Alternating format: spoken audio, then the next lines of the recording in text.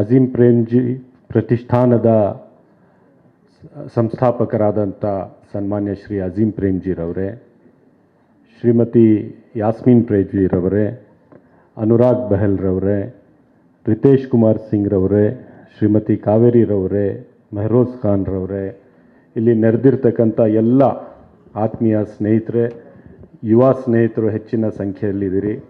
ಇದು ಒಂದು ಮಹತ್ವವಾದಂಥ ಕಾರ್ಯಕ್ರಮ, ಅದೊಂದು ಸಾಮಾನ್ಯ ಕಾರ್ಯಕ್ರಮ ಅಲ್ಲ. ಇದು ಮಹತ್ವವಾದಂಥ ಕಾರ್ಯಕ್ರಮ ಅಂತ ಯಾಕೆ ಹೇಳ್ತಾ ಇದ್ದೀನಿ ಅಂದರೆ, ಈ ಕಾರ್ಯಕ್ರಮದ ಮುಖೇನ ನಮ್ಮ ರಾಜ್ಯದ ಸುಮಾರು 55-56 ಲಕ್ಷ ಮಕ್ಕಳಿಗೆ ಅವ್ರಿಗೆ ದಿನನಿತ್ಯ ಸ್ಕೂಲ್ಗೆ ಹೋಗುವಾಗ ಅವ್ರಿಗೆ ಮೊಟ್ಟೆ ಕೊಡ್ತಕ್ಕಂಥ ಒಂದು ಕಾರ್ಯಕ್ರಮ. ಮೊಟ್ಟೆ ಯಾಕೆ ಕೊಡ್ತಾಯಿದ್ದೀವಿ ಅಂದರೆ, ಅವ್ರಿಗೆ ಪೌಷ್ಟಿಕತೆ ಆಗಲಿ, ಅದರಲ್ಲಿ ಕೊರತೆ ಆಗಕೂಡ್ದು. ಅವರ ಮೆಂಟಲ್ ಮತ್ತು ಫಿಸಿಕಲ್ ಡೆವಲಪ್ಮೆಂಟ್ ಇದೆಯಲ್ಲ, ಅದನ್ನು ಸರಿಯಾದ ರೀತಿಯಲ್ಲಿ ಆದರೆ ಅವರು ಸ್ಟಡೀಸಲ್ಲಿ, ಅವರು ವಿದ್ಯಾಭ್ಯಾಸದಲ್ಲಿ ಸರಿಯಾಗಿ ತೊಡಗಿಸ್ಕೊಂಡು ಒಳ್ಳೆಯ ರೀತಿಯಲ್ಲಿ ಅವರು ವಿದ್ಯೆಯನ್ನು ಪಡ್ಕೋಬಹುದು. ಮತ್ತು ಮುಂದಿನ ದಿನಗಳಲ್ಲಿ ನೀವು ಈ ರಾಷ್ಟ್ರದ ಭವಿಷ್ಯವಾಗಿ ನಿಮ್ಮಿಂದ ಈ ರಾಷ್ಟ್ರವನ್ನು ಮುಂದೆ ನಡೆಸ್ಕೊಂಡು ಹೋಗಬೇಕಂತಹ ಉದ್ದೇಶದಿಂದ ಒಂದು ಮಹತ್ವವಾದಂಥ ಕಾರ್ಯಕ್ರಮ. ಇನ್ನೊಂದು ಉದ್ದೇಶ ಏನಂದರೆ, ನಮಗೆ ಅಗತ್ಯಕ್ಕಿಂತ ಹೆಚ್ಚಾಗಿ ಸಂಪತ್ತು ಬಂದಾಗ ನಾವು ಹೇಗೆ ಸಮಾಜಕ್ಕೆ ವಾಪಸ್ ಕೊಡಬೇಕು ಅಂತ ನಾವು ಕಲಿಬೇಕಲ್ಲ.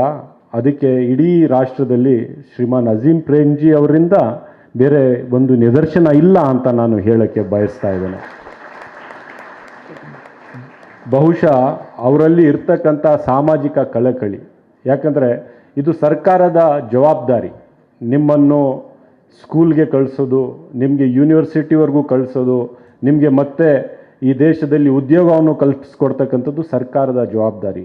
ಆದರೆ ಸಾಮಾಜಿಕ ಕಳಕಳಿ ಇದರಲ್ಲಿ ಬಂದಾಗ ಸಮಾಜದಲ್ಲಿ ನಾವು ಕೂಡ ಸರ್ಕಾರದ ಜೊತೆಗೆ ಕೈ ಜೋಡಿಸಿ, ಈ ಮಕ್ಕಳು ಬರೀ ಅವರ ಪೋಷಕರು ಹಾಗೂ ಸರ್ಕಾರದ ಜವಾಬ್ದಾರಿ ಅಲ್ಲ, ಇಡೀ ಸಮಾಜದ ಜವಾಬ್ದಾರಿ, ನಮ್ಮ ಜವಾಬ್ದಾರಿ ಅಂತ ತಿಳ್ಕೊಂಡು ಕೈ ಮುಂದೆ ತೊಗೊಂಡು ಬರಬೇಕಂತಹ ಒಂದು ಕಾರ್ಯಕ್ರಮ ಸನ್ಮಾನ್ಯ ಅಜೀಂ ಪ್ರೇಮ್ಜಿರವರು ಸುಮಾರು 20 ವರ್ಷಗಳಿಂದ ಸತತವಾಗಿ ನಮ್ಮ ರಾಜ್ಯದ ಗೌರ್ಮೆಂಟ್ ಶಾಲೆಗಳಲ್ಲಿ ಅವ್ರದ್ದೇ ಆದಂಥ ಕೊಡುಗೆಯನ್ನು ಕೊಟ್ಕೊಂಡು, ಅವ್ರದ್ದೇ ಆದಂಥ ಒಂದು ಸಹಾಯಹಸ್ತವನ್ನು ಅವರು ಸರ್ಕಾರದ ಜೊತೆಗೆ ಕೈ ಜೋಡಿಸ್ಕೊಂಡು ಕೆಲಸ ಮಾಡ್ಕೊಂಡು ಬಂದಿದ್ದಾರೆ.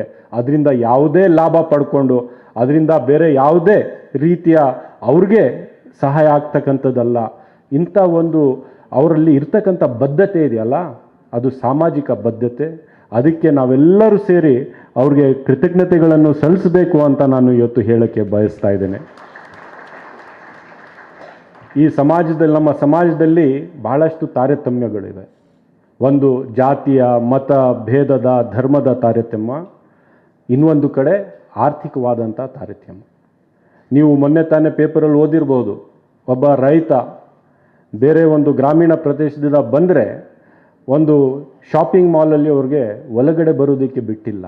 ಯಾಕಂದರೆ ಅವರ ವೇಷಭೇಷ, ಅವ್ರು ಏನು ತಿಳ್ಕೊಂಡ್ರು, ಇವ್ರಿಗೆ ಒಳಗಡೆ. ನಾವು ಎಷ್ಟು ಪ್ರಗತಿಶೀಲರಾಗ್ತಾ ಇದ್ದೀವಿ, ಎಷ್ಟು ನಮ್ಮಲ್ಲಿ ಡೆವಲಪ್ಮೆಂಟ್ ಅಂತ ಮಾತಾಡ್ತಾ ಇದ್ದೀವಿ, ಅಷ್ಟೇ ನಮ್ಮ ಮನಸ್ಥಿತಿಯಲ್ಲಿ ಎಲ್ಲೋ ಒಂದು ಕಡೆ ಹಿಂದೆ ಹೋಗ್ತಾ ಇದ್ದೀವಿ.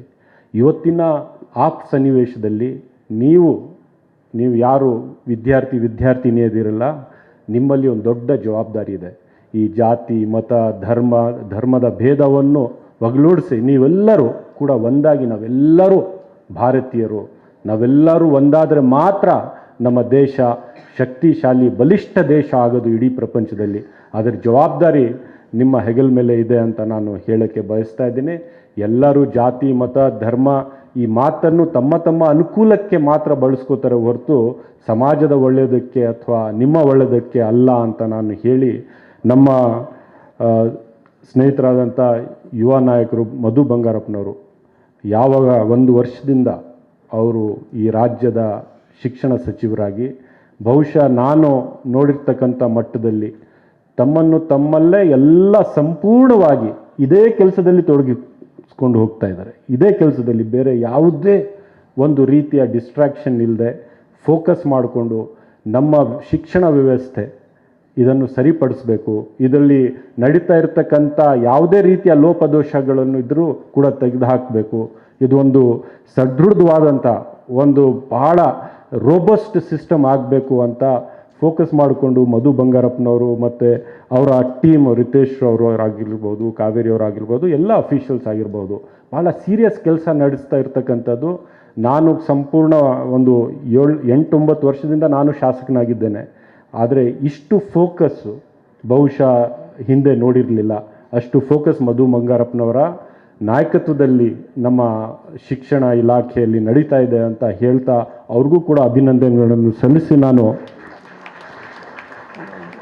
ಮುಂದಿನ ದಿನಗಳಲ್ಲಿ ನೀವು ಎಲ್ಲರೂ ಒಂದಾಗಿ ನಮ್ಮ ರಾಜ್ಯವನ್ನು ಇಡೀ ರಾಷ್ಟ್ರದಲ್ಲಿ ಅಲ್ಲ, ಇಡೀ ವಿಶ್ವದಲ್ಲೇ ಒಂದು ಪ್ರಥಮ ದರ್ಜೆಯಲ್ಲಿ ಎಜುಕೇಷನ್ನು ಮತ್ತು ಬೇರೆ ಎಲ್ಲ ಫೀಲ್ಡ್ಸಲ್ಲೂ ಕೂಡ ನಮ್ಮ ರಾಜ್ಯ ಪ್ರಥಮವಾಗಿ ಬರಬೇಕು, ನಾವೆಲ್ಲರ ಜವಾಬ್ದಾರಿ ಇದೆ ಅಂತ ಹೇಳಿ ಮತ್ತೊಮ್ಮೆ ಅಜೀಂ ಪ್ರೇಮ್ಜಿರವರಿಗೆ ಅವರ ಪ್ರತಿಷ್ಠಾನಕ್ಕೆ ನಮ್ಮ ಎಲ್ಲರ ಕಡೆಯಿಂದ ನಾನು ಅಭಿನಂದನೆಗಳು ಸಲ್ಲಿಸಿ ನನ್ನ ಮಾತು ಮುಗಿಸ್ತೀನಿ. ಜೈ ಹಿಂದ್, ಜೈ ಕರ್ನಾಟಕ. ಗ್ಯಾರಂಟಿ ನ್ಯೂಸ್, ಸುದ್ದಿ ಖಚಿತ, ನ್ಯಾಯ ನಿಶ್ಚಿತ.